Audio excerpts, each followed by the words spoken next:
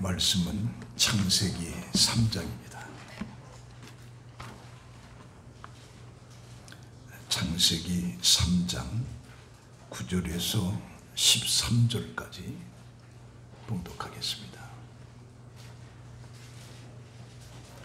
창세기 3장 9절에서 13절까지입니다. 여호와 하나님이 아담을 부르시며 그에게 이르시되 내가 어디 있느냐? 이르되 내가 동산에서 하나님의 소리를 듣고 내가 벗었으므로 두려워하여 숨었나이다. 이르시되 누가 너의 벗었음을 내게 알렸느냐? 내가 내게 먹지 말라 명한 그 나무 열매를 내가 먹었느냐? 아담이 이르되 하나님이 주셔서 나와 함께 있게 하신 여자 그가 그 나무 열매를 내게 주므로 내가 먹었나이다. 여호와 하나님이 여자에게 이르시되 내가 어찌하여 이렇게 하였느냐? 여자가 이르되 뱀이 나를 꿰므로 내가 먹었나이다. 아멘. 봉독한 내용을 가지고 내가 어디 있느냐라고 하는 내용으로 함께 은혜를 받습니다. 몇 년 전에 저희 작은아버지가 삼성병원에 입원을 했습니다. 그래서 신방을 갔는데 갑자기 걷지를 못하는 거예요. 이 병원에서는 몸에 특별한 이상이 없는데 식사를 전혀 못한다는 거죠.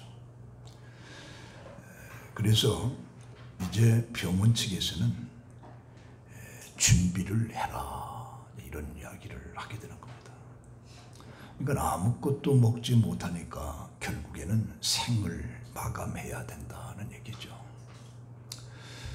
그때 제 고모님 한 분도 부여 요양병원에 제가 한 달에 한 번씩 좀 갔었는데, 그때 제가 요양병원에 있는 그 간호사에게 전화를 했어요.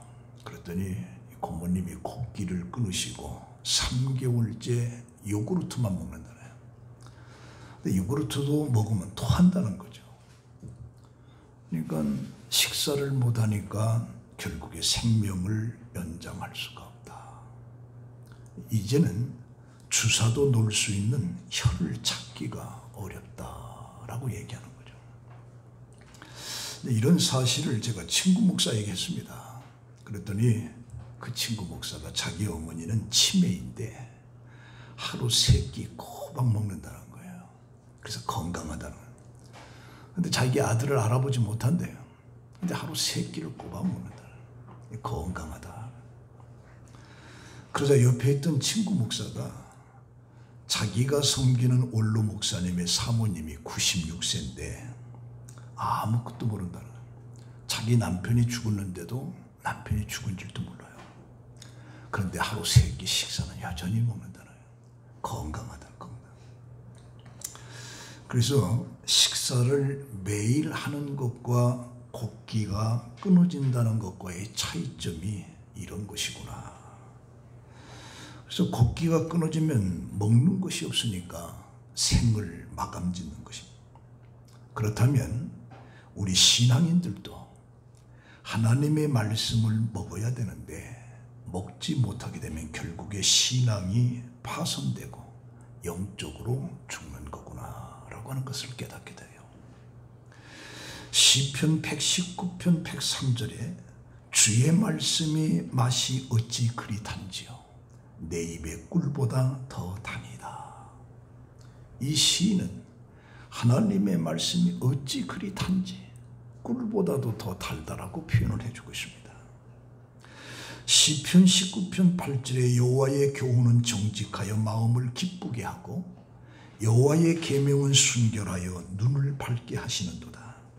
여호와를 경외하는 도는 정결하여 영혼까지 이르고 여호와의 법도 진실하여 다 의로우니 금 곧 많은 순금보다 더 사모할 것이며 꿀과 송이꿀보다 더 달도다. 하나님의 말씀이 꿀과 송이꿀보다 더 달다라고 시인은 말하고 있습니다. 그래서 이 말씀이 꿀송이처럼 달게 되면 그 말씀을 사모하게 되고 말씀을 사모하게 되면 영적으로 건강하게 자라는 거구나 라는 것을 알게 돼요.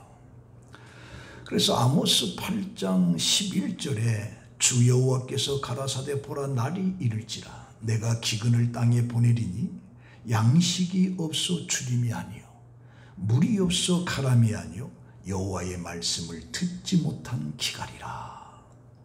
하나님의 말씀을 듣지 못해서 기갈이라는 거죠.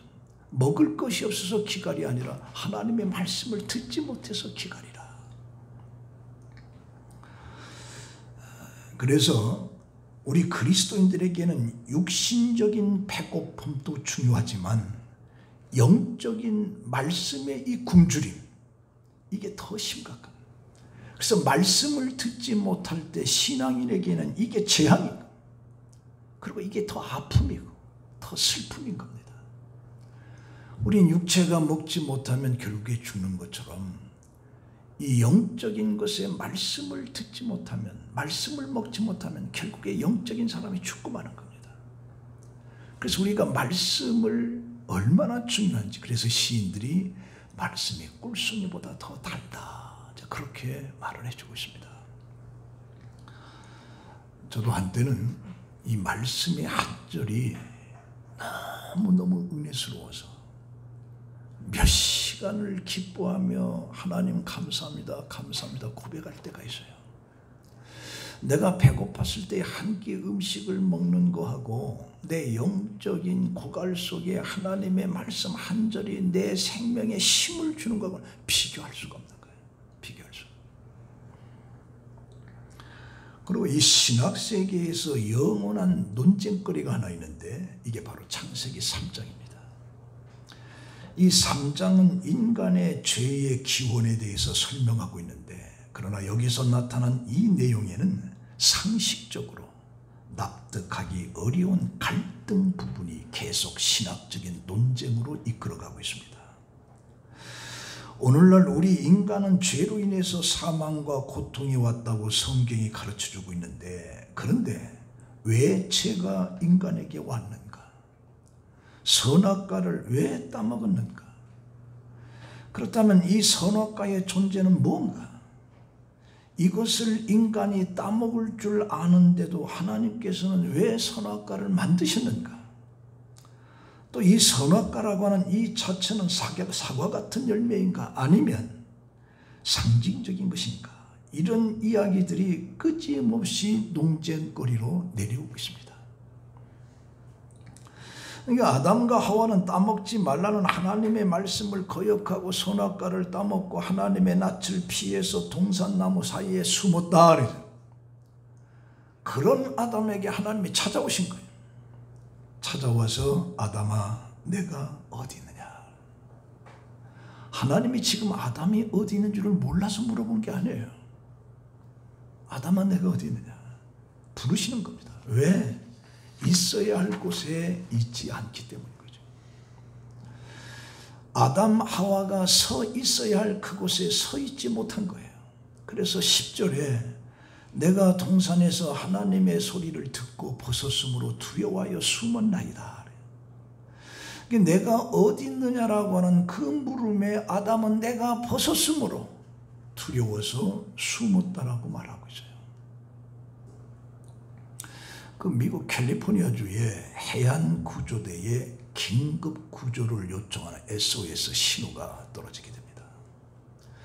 이게 긴급 구조를 요청한 신호를 받은 구조대는 즉시 회신을 대답했습니다. 알았다. 곧 구하러 갈 테니 당신의 위치를 알려달라. 그러자 대답이 뭐냐? 나는 한국은행장이라. 한국은행장이라. 그러니까 그게 아니고 당신 위치를 알려달라. 그런데도 이 은행장은 나는 한국의 은행장이다라고 하는 이야기를 계속 신랑이하다 결국에 죽고 말았습니다.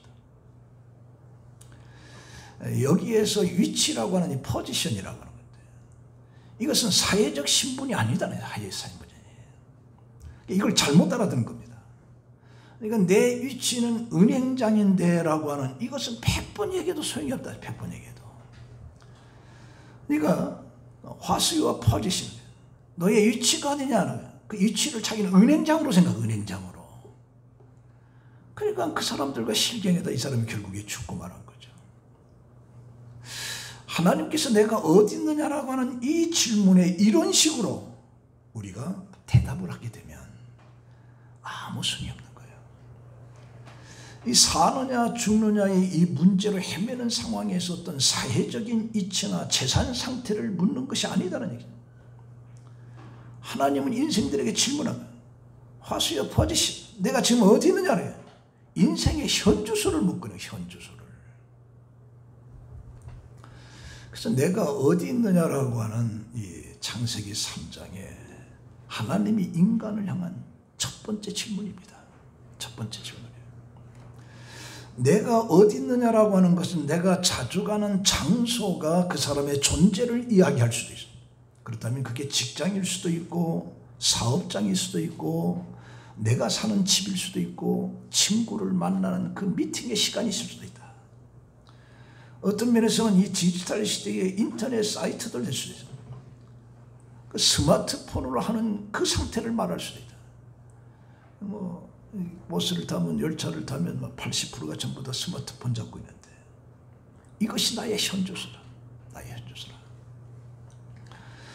그러나 여기서 어디 있느냐라고 하는 것은 이 장소를 묻는 것이 아니라 어떤 상태에 있느냐라고 하는 묻는 거예요.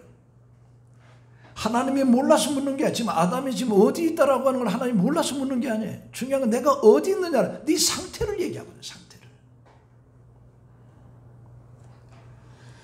먹지 말라라고 하는 선악과를 따먹고 하나님의 말씀에 불순종한 그 아담에게 내가 어디 있느냐라고 하는 이 질문은 선악과를 따먹는 동시에 하나님을 향해서의 불순종했고 이 불순종을 해서 하나님의 형상을 잊어버린 상실된 그런 아담에게 내가 어디 있느냐라고 묻는 거예요. 다시 말하면 내가 어디 있느냐라고 하는 이 물음에는 네가 내 명령을 거역하고 하나님의 형상을 상실한 바로 죄로 타락한 네 현주소를 묻고 있는 거예요. 내가 어디 있느냐. 그래서 이때부터 인간은 죽음과 고난과 삶의 불안에서 전능자 하나님을 찾아가는 거죠. 그래서 키에르케고르는 이렇게 말합니다. 하나님 안에서만이 참된 안식이 있기에 인간은 그 참된 안식을 향해서 찾아가는 거라 그래요.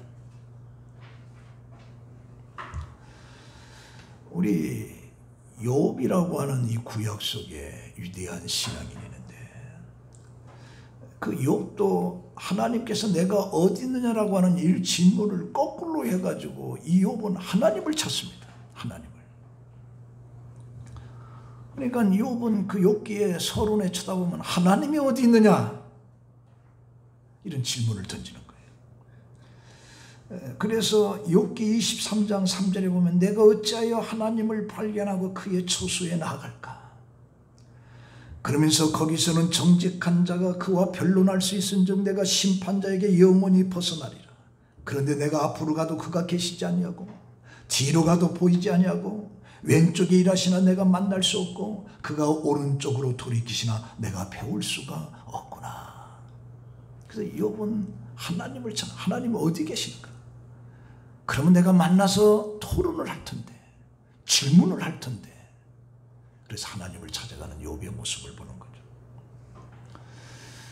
우리 누가복음 15장의 탕자의 비유도 마찬가지입니다.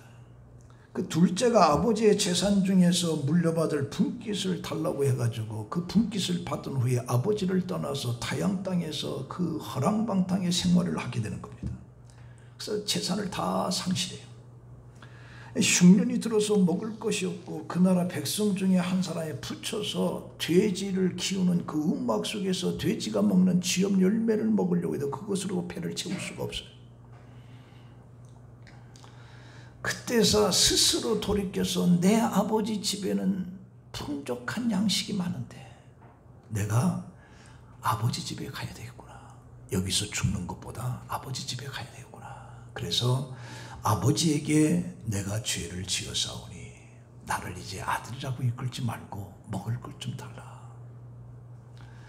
그래서 하나의 품꾼으로 요구하면서 자기 아버지에게 나가는 거죠.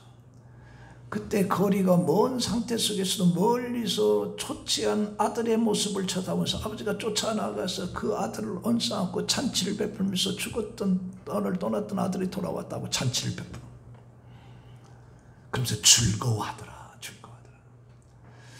내가 어디 있느냐라고 하는 것은 내 상황 속에서의 마치 이 탕자가 아버지의 존재를 하고 아버지께로 돌아오는 그 모습이라는, 내가 어디 있느냐. 그래서 이 내가 어디 있느냐라고 하는 건 삶의 본질을 말하고 있는 거예요. 삶의 본질. 그 히브리어로 아이에카라고 하는 말이 너는 어디 있느냐. 아이에카, 너는 어디 있느냐. 이게 소크라테스가 내 자신을 알라 인간에게 스스로 질문의 답을 요구하고 있는 건데, 하나님께서 아담에게 묻는 것이 바로 그와 같은 거예요. 너는 어디에 있느냐. 숲속에 숨어 있다가 아니에요. 네 상태가 왜 그러냐? 왜 거기 있느냐? 어쩌면 이 질문에 우리는 삶을 통해서 답을 찾으려고 하는 노력. 오늘 또 아담을 불러서 네가 어디 있느냐라고 하는 이 질문은 오늘 우리들을 향해서도 너는 어디 있느냐라고 하는 질문을 계속 던지고 있는 거예요. 그 질문에 우리는 답을 내줘야 돼요. 그 답을 찾아야 돼요. 그 자신을 찾아가는 여정을, 선을 향해서 노력하는 과정, 이걸 도라고 합니다. 도. 그래서 이 도라고 하는 것은 노력과 과정이지 목적이나 결과가 아니다. 그래서 고대 이집트인들은 이 최선을 향한 것을 도라고 말했어요. 최선을 추구하는 것, 최선을 향한 이것을 도라고 하는 것. 이것을 아트라고 합니다. 예고에서는 아트라. 그래서 이 아트는 고대 이집트의 문명을 3000년 동안이나 지탱시켰던 신이 바로 마트예요. 마트. 이게 최선을 향한 도, 최선을. 이게 이 애굽의 3000년이라고 하는 역사를 지속시켰던 것은 뭐냐? 최선을 향한 도를 추구하는, 그것이 3000년 역사를 지탱하다. 이것을 마트라 그래요. 그렇다면 나에게 있어서의 마트는 뭐냐 그래요? 성경의 질문도 마찬가지예요. 기독교의 유일신 하나님도 죽음이라고 하는 지점에서 꼭 통과해야 될 의례가 하나 있는데, 그게 바로 심판입니다. 심판. 이 심판 기준은 모든 사람들에게 똑같이 통일되지가 않습니다. 왜 그러냐? 사람에게는 태어날 때부터 주어진 달란트가 있어요. 그 주어진 달란트의 기준을 가지고 심판하는 겁니다. 그래서 우리 마태복음 25장 속에 5달란트가 준 사람 있고 2달란트 준 사람 있고 1달란트, 똑같지가 않아요. 똑같은 동일한 심판의 기준이 아니란 말이죠. 내게 준 달란트가 뭐냐라고 하는 그 달란트의 의미를 내가 알고서 최선의 선을 향해서 추구하는 그 삶을 요구하고 있다.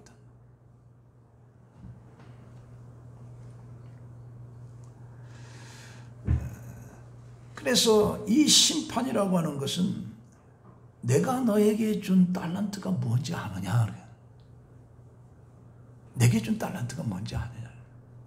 그 내게 준 그 달란트의 기준을 가지고 심판을 하는 것이 똑같이 그 1달란트 받은 사람들은 똑같이 심판하는 게 아니란 말이죠. 그래서 문제가 뭐냐? 내게 준 달란트가 대체 뭐냐? 그 의미를 찾고 그 의미를 찾아서 행하려고 노력하는 그게 바로 도고, 이것을 하나님이 우리에게 요구하고 있다는 얘기죠.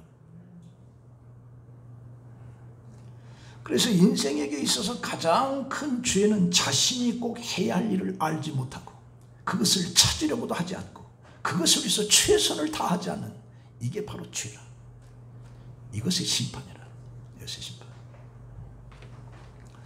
그래서 내가 어디 있느냐라고 하는 이 하나님의 질문 속에는 시제가 없습니다. 과거, 현재, 미래. 그러니까 내가 어디 있느냐, 내가 어디 있을 것이냐, 과거, 현재, 미래 개념이 없는 동시에 어디 있었느냐라고 하는 아이에카. 다시 말하면 어디라고 하는 것은 인간이 마땅히 깨닫고 도달해야 될 그 선에 네가 있느냐.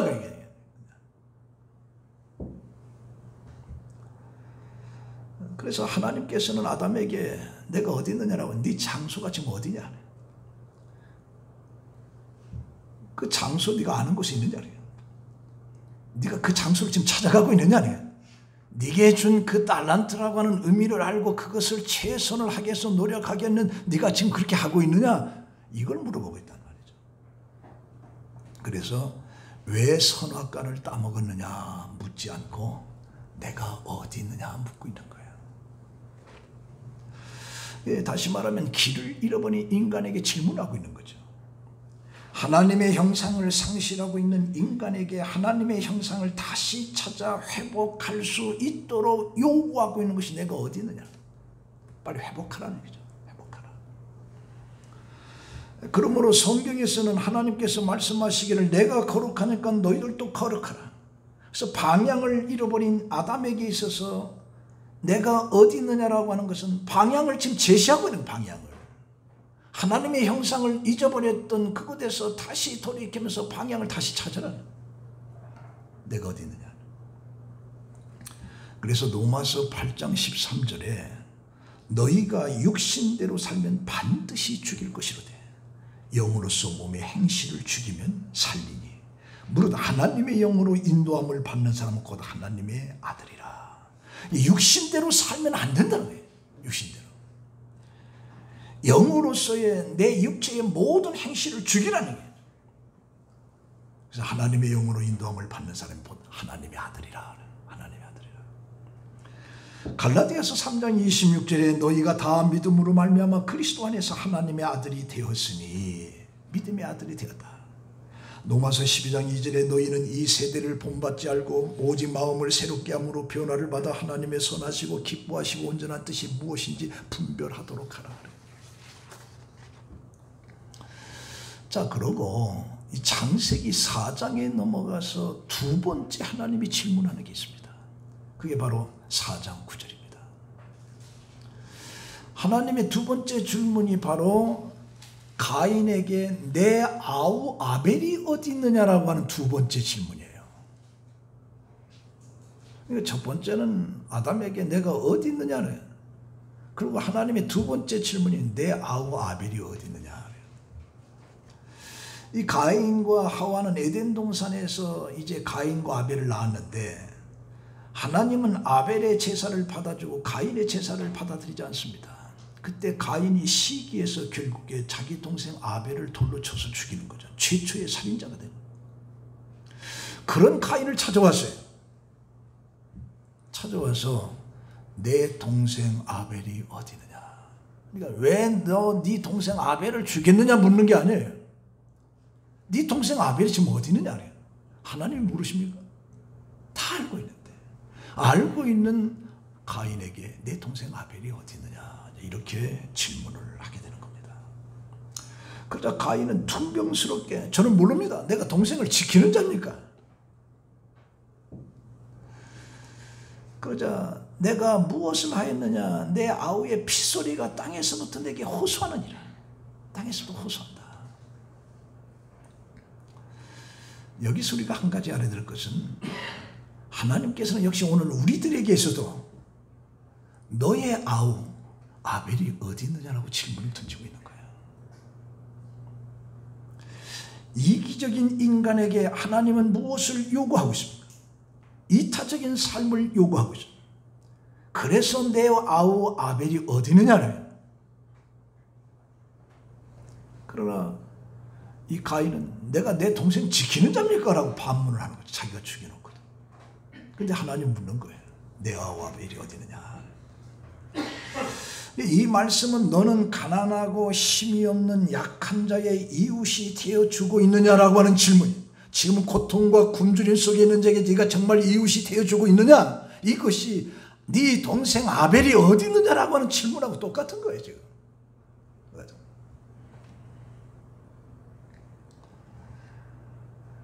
소외당함으로 처절한 인간의 슬픔을 알고 있는 그 이웃이 지금 어디 있느냐. 병들어 아픔을 참으며 죽음으로 가는 이웃이 지금 어디 있느냐. 끼니가 없어 굶주림 속에 배를 움키고 살아가는 이웃이 지금 어디 있느냐라고 하는 질문이라는 얘기죠. 그걸 오늘 우리들에게 해줘. 우리들에게. 그래서 예수님께서 비유로도 예루살렘에서 이제 그 여리고로 내려가는데 강도 만난 자죠.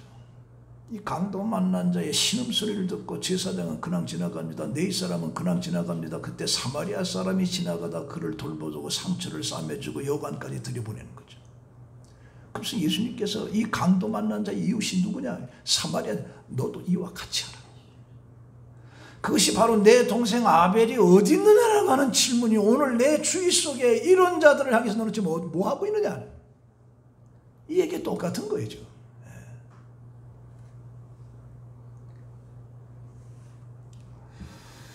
그래서 이 마태복음 25장 속에 예수님께서 두 무리를 나누시는 거죠. 하나는 양의 무리와 하나는 염소의 무리죠. 그 양의 무리에게 이렇게 말합니다. 내가 배고팠을 때 먹을 걸 줬고 목이 마를 때 물을 줬고 옷 벗을 때 옷도 줬고 감옥에 들어갔을 때 감옥까지 찾아왔다 그래. 언제 그런 일이 있습니까? 그래. 이 지극히 작은 자에게 한 것이 바로 내게 한 것이다. 그래서 아벨, 너의 동생 아벨이 지금 어디 있느냐라고 하는 이 질문을 오늘 우리들에게 던져져 있고 우리들의 주의 속에 바로 이와 같은 거예요. 그 민주당의 존 게리 의원이 당시 무명에 가까운 한 의원에게 찬조 연설을 부탁하게 됩니다. 찬조 연설을. 그는 하와이 호놀룰루에서 케냐 이민자 아버지의 캔사스 출신의 그리고 미국 어머니 사이 속에 태어난 아이들이에요. 근데 그는 하버드 법대 출신입니다. 이런 큰 행사에 연설을 해본 적이 없었어요. 그리고 그는 이 연설이 자기의 인생의 중요함을 알게 되고 그 연설문을 작성에 온 심혈을 기울입니다. 그래서 그의 연설은 미국의 중심이자 링컨의 땅에 있던 위대한 일리노이주의 제를 제시해서 중요한 모임에서 연설을 하게 되는 겁니다. 자, 그가 바로 오바마예요.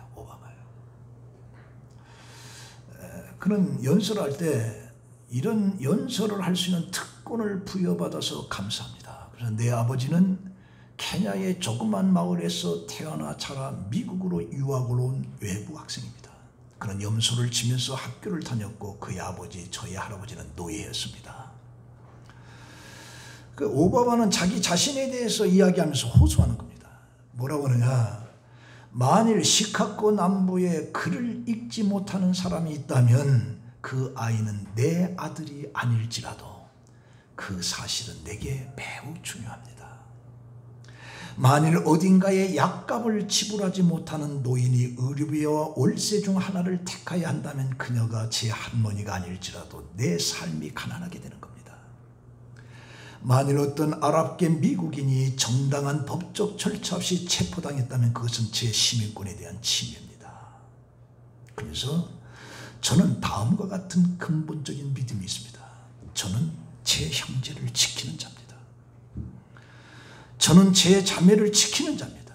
이것이 바로 이 나라를 작동하게 하고 이것이 우리로 하여금 우리의 개인적인 꿈을 추구하지만 미국이라고 하는 하나의 가족을 모이게 하는 것입니다. 우리는 여럿으로 구성된 하나입니다. 이 연설이 유명한 연설이죠. 그 후에 오바마는 일리노이 주로에서 돌아가 재직 중이던 공화당 상원은 알란 케이스를 물리치고 민주당 상원이 되고 4년 뒤에는 미국의 2008년 대통령이 되는 것이죠. 그리고 2012년 최선의 그 두 번의 대통령이 됐던 것이 바로 오바마였습니다. 이걸 보면서 하나님께서 가인에게 네 아우 아벨이 어디 있느냐? 내가 내 동생을 지키는 자입니까? 라고 질문했던 것에 이 오바마는 반대했어요. 반대. 내 아우를 지키는 자입니까? 아니라 오바마는 지금 제 형제를 나는 지키는 자입니다. 이렇게 답변을 하는. 그래서 미국의 두 번 대통령이 된 것이죠. 그러니까 오늘 우리들에게 내 동생 아벨이 어디 있느냐라고 하는 하나님의 강한 질문은 바로 오바마가 얘기한 것처럼 그들의 아픔이 바로 내 아픔이 되거든요. 나는 내가 내 동생을 지키는 자입니까? 아니라 나는 내 동생을 지키는 자입니다. 내 이웃을 지키는 자입니다. 이렇게 답변해요. 근데 가인은 그렇지 못한 거죠. 그러면 내 이웃은 나와 함께다라고 할 때 이게 바로 예수님께서 마태복음 5장 속에 너희는 세상의 빛과 소금이라고 하는 것을 요구하고 있는 거예요. 그래서 로마서 15장 2절에 우리가 각 사람이 이웃을 기쁘게 하듯 선을 이루고 덕을 세우리라 할지니라. 그리스도께서도 자기를 기쁘게 하지 아니했다.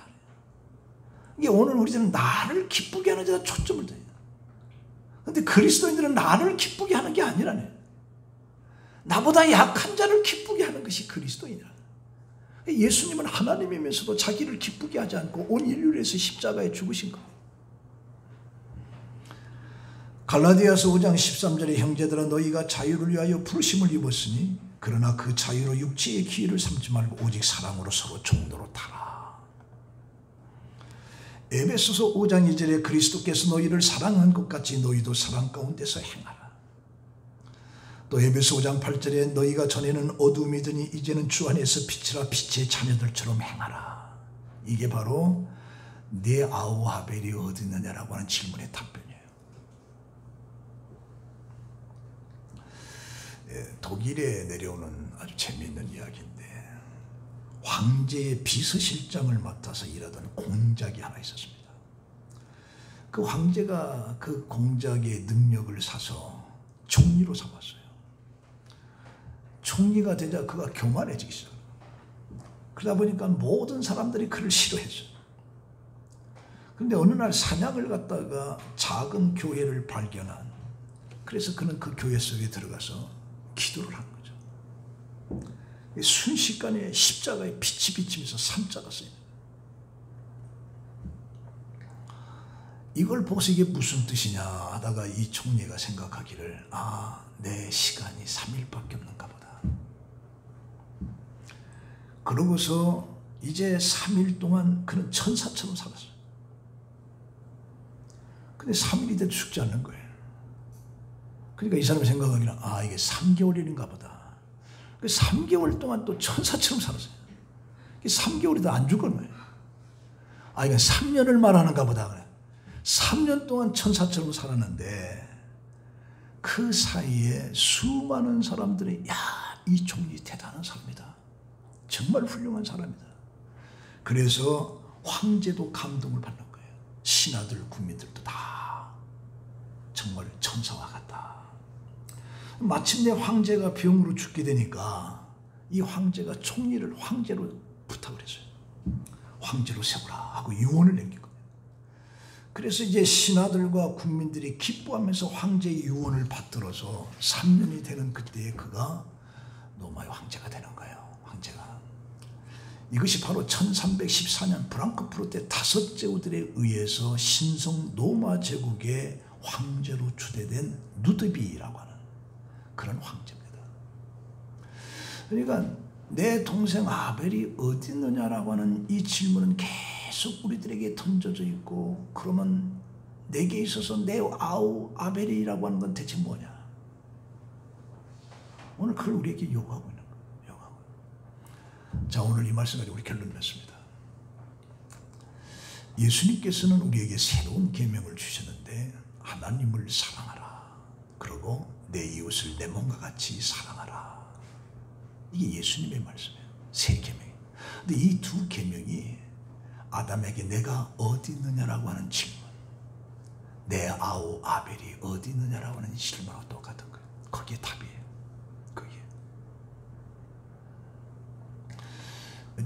여러분 그 뮤지컬 오페라의 유령이라고 하는 걸 아마 영화도 본 사람들 있을 텐데, 이 뮤지컬은 원래 프랑스의 추리소설 작가 가스통 누르라가 1910년에 쓴 소설을 오페라 작품으로 만드는 거예요.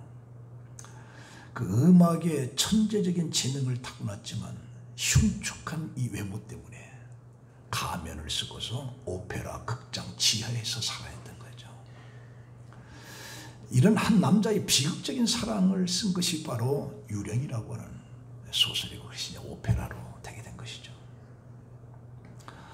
근데 그는 흉측한 얼굴을 가면으로 가리고 미로 같은 오페라 극장 지하에서 비밀 장소에서 홀로 숨어 살고 있는 그런 사람이 바로 에릭이라고 해요. 에릭.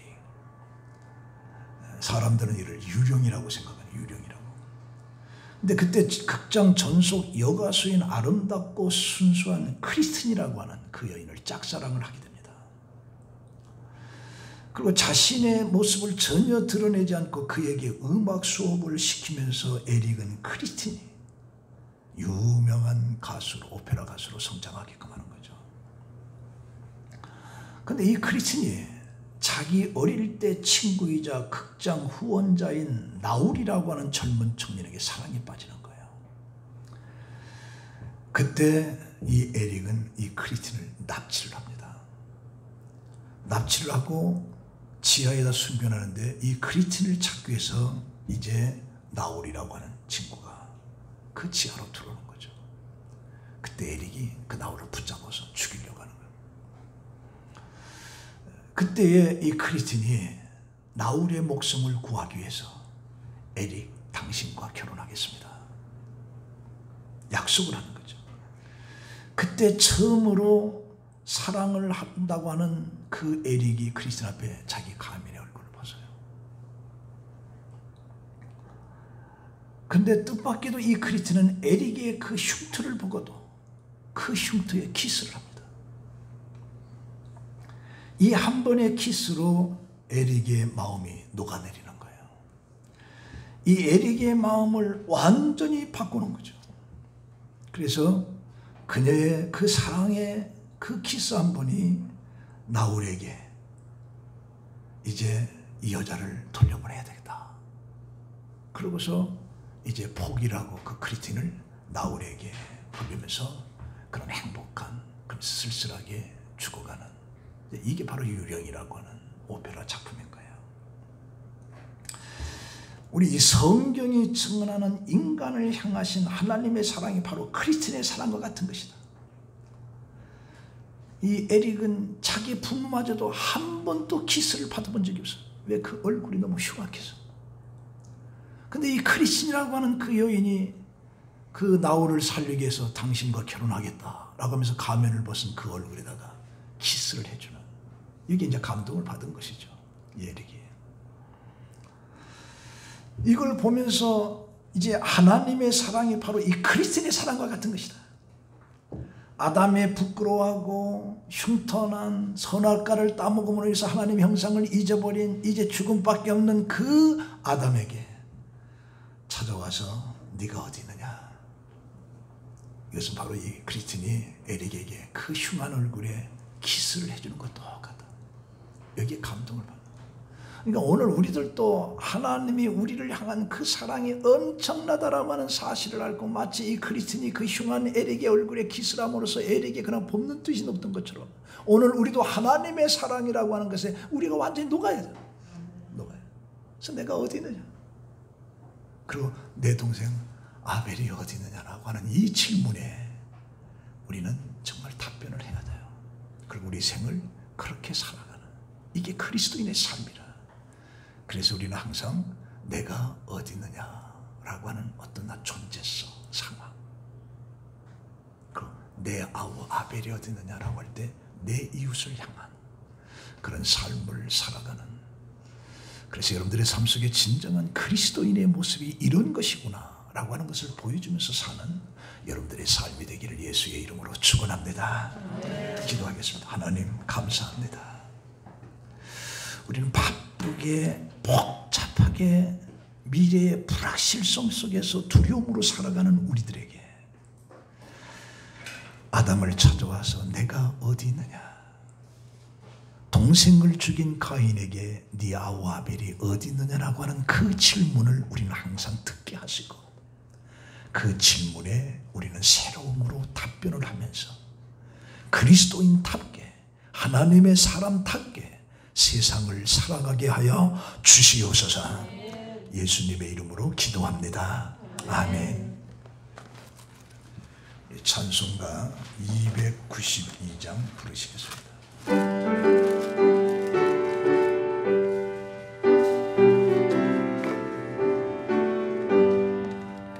주 없이 살 수 없네 내 구주여, 그 귀한 몸의 배로 날